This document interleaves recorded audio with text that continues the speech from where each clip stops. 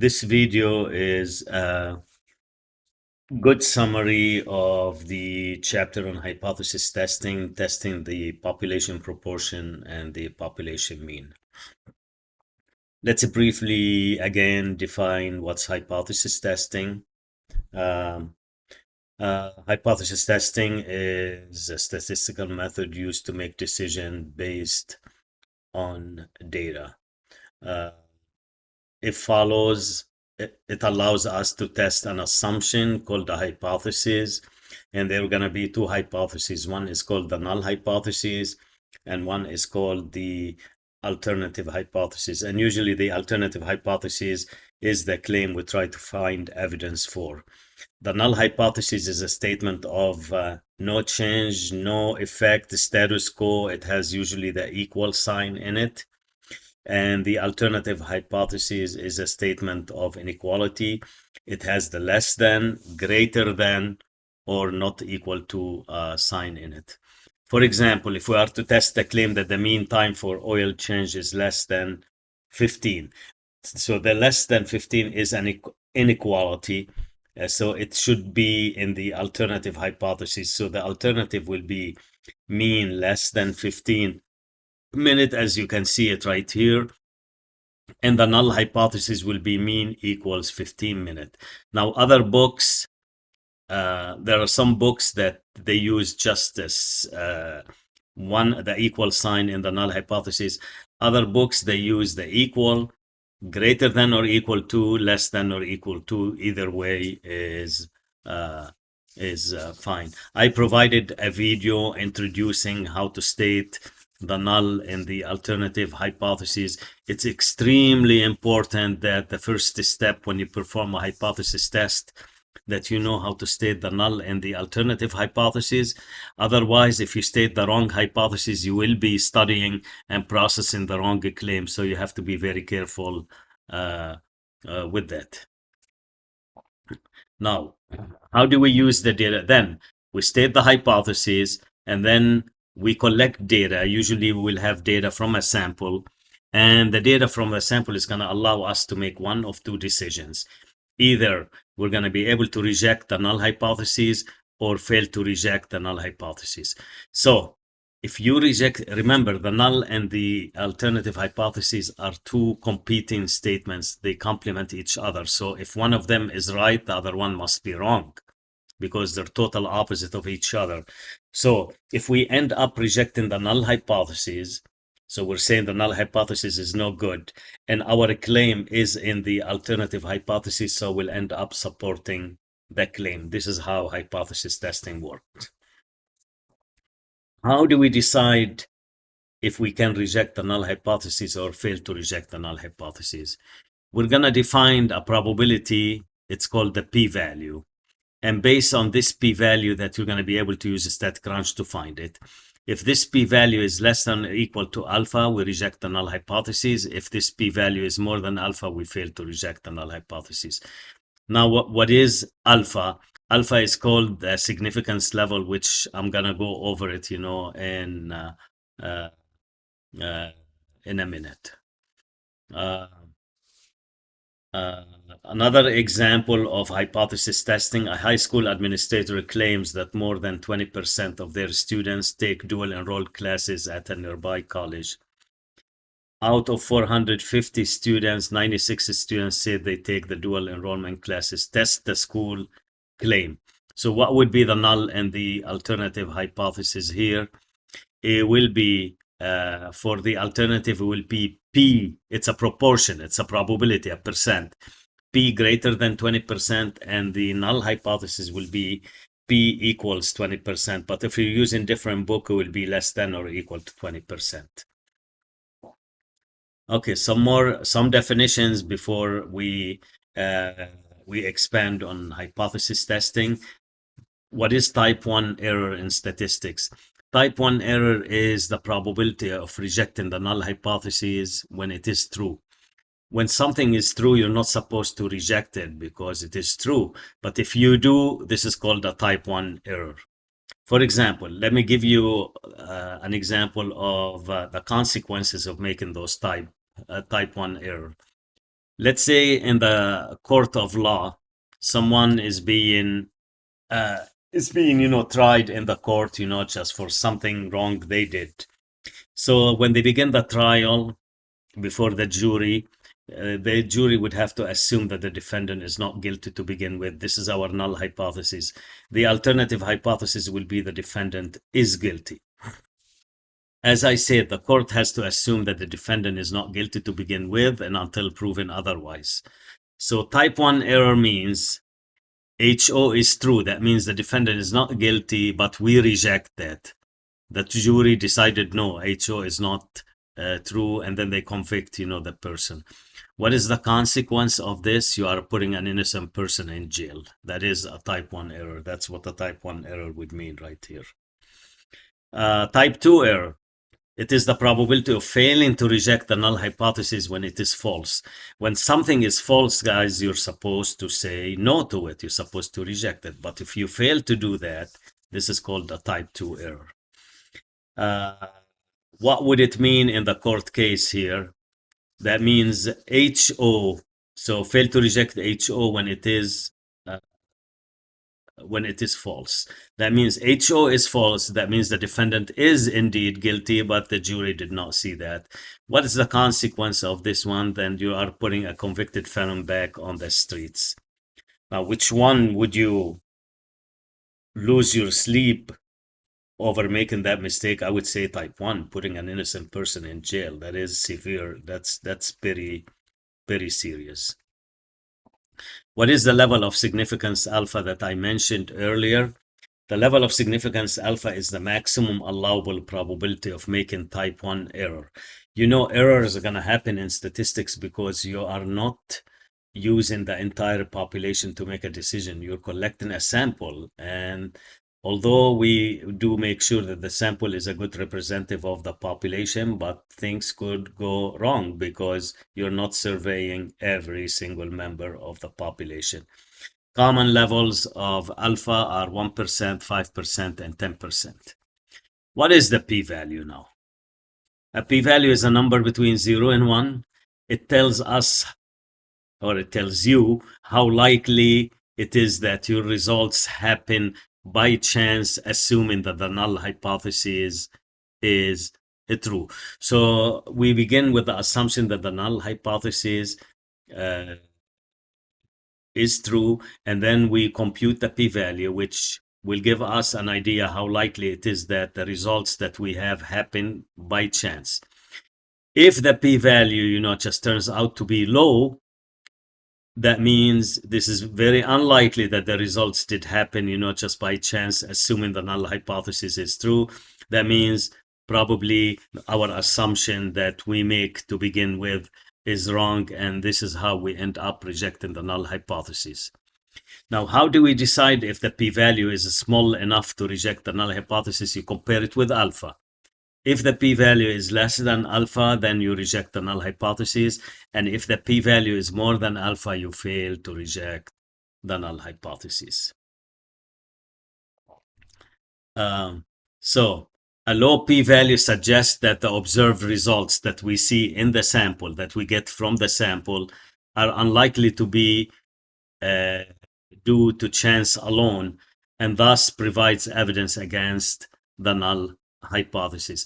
When the probability is very low, if I tell you, for example, the probability, if I tell a student the probability that you're going to get an A in my class is 0.005, what can you conclude from this statement? That means the student is not going to get an A because the probability is very low. But when I tell students that the probability of getting an A in my class is 30%, that's possible. 30% is a big percentage, just between 0 and 100. So all you need to know, guys, you're going to find the p-value with the help of static range. And once you find the p-value, you're going to compare it with the level of significance alpha, which is given to you all the time. If it's not given, a statistician say use 5%. A low p-value It's going to suggest that the observed results are unlikely to be due to chance and thus provide evidence against the null hypothesis. A high p-value suggests that the observed results that we have in the sample are more likely to be due to chance and therefore provides less evidence against the null hypothesis. So if the p-value, for example, is 0.03, it means there is a 3% chance of observing such results that we obtain from the sample by random chance alone if the null hypothesis is true. If alpha was 5%, 3% is less than 5%, and then you end up rejecting the null hypothesis. And again, remember the null hypothesis and the alternative complement each other. If one is bad, the other one must be good. Usually, if we end up rejecting the null hypothesis and the claim happen to be in the alternative hypothesis, we support the claim. And if we don't reject the null hypothesis, we say we cannot support the claim. This is how you guys gonna write, just they state your conclusion in the context of the claim. What I would like you to do now, if you haven't done that yet, I would like you to watch those two videos explaining the p-value. And for the second video, I'm going to tell you a little bit about it. It's a very good video to give you a great definition, just an interpretation of the p-value. Someone is testing the hypothesis whether the coin that they have or somebody else has is a fair coin or not. Fair means it has a head and a tail, 50-50 chance, just of tossing, just a head or a tail. So the null hypothesis will be the coin is fair, and the alternative, you can guess it's going to be that the coin is not fair. And then they start, just tossing the coin. The first time they toss, they get a head. The second time they toss, they get a head. The third time they toss, they get a head. The fourth time they toss, they get a head. The fifth time they toss, they get a head. Now you will start doubting if this coin, just was fair. You shouldn't be getting a head every time. You should be getting a head, a tail, a head. And because it's a 50-50 chance so then you start, just the character in the video will start having doubts that probably the coin is not fair. And the probability, guys, of getting, just 5 heads and 6 heads in the row, it's 0.5 times 0.5 times 0.5. It turns out to be very, very low. That means a low probability would mean that our assumption that the coin is fair is wrong, and this is how you end up rejecting the null hypothesis. Watch this video. It's very good, and it really helps you see how the p-value connects, just and relates, to hypothesis testing.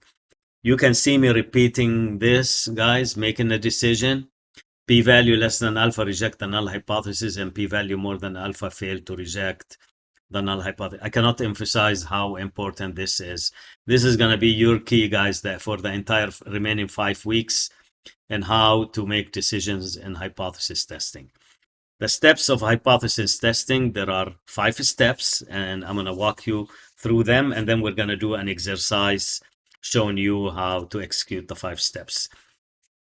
The first step, state the null and the alternative hypothesis and say where the claim is.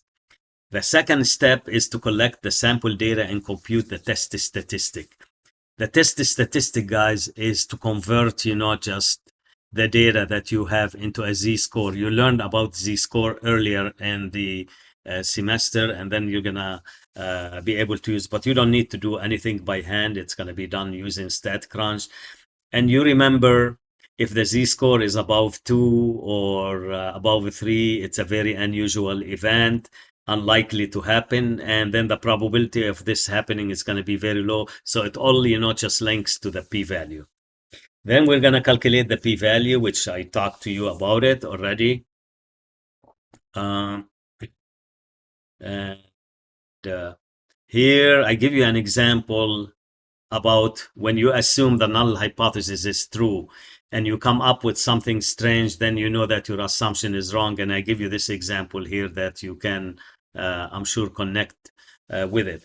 If I say like assume that A equals B, I make this assumption to begin with, and based on this assumption, I end up, guys, with this statement: 4 equals 7.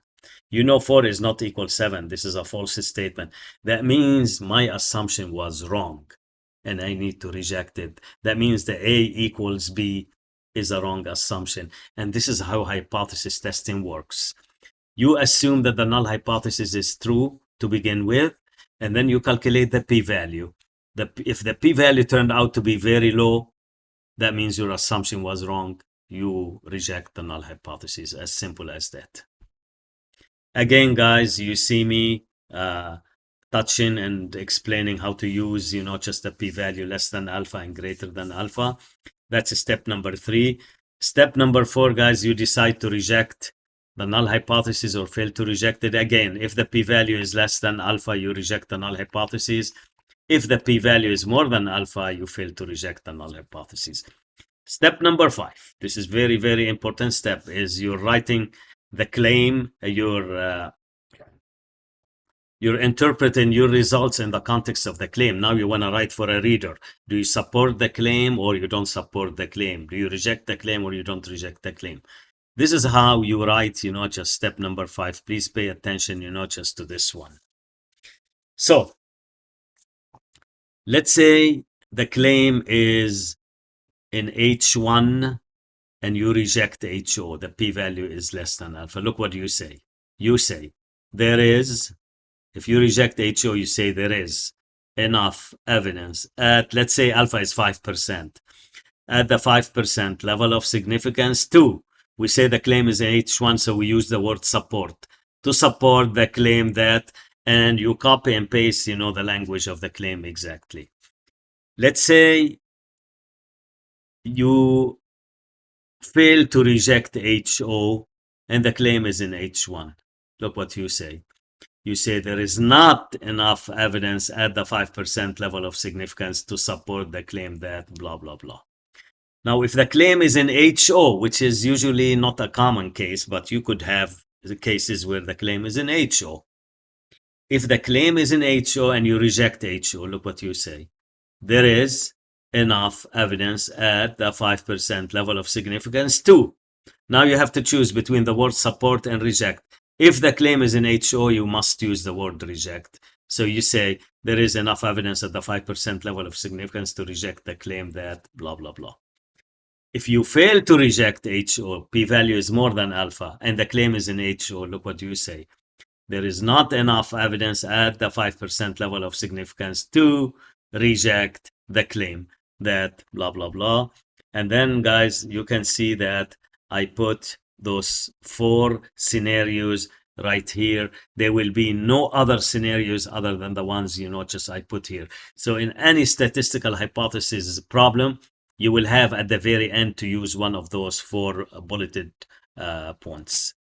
Okay, now we're gonna begin doing examples using StatCrunch. So I'm gonna stop the video here because I don't want to make the videos too long. This one is 18 minutes, and then the next video will be the remaining examples.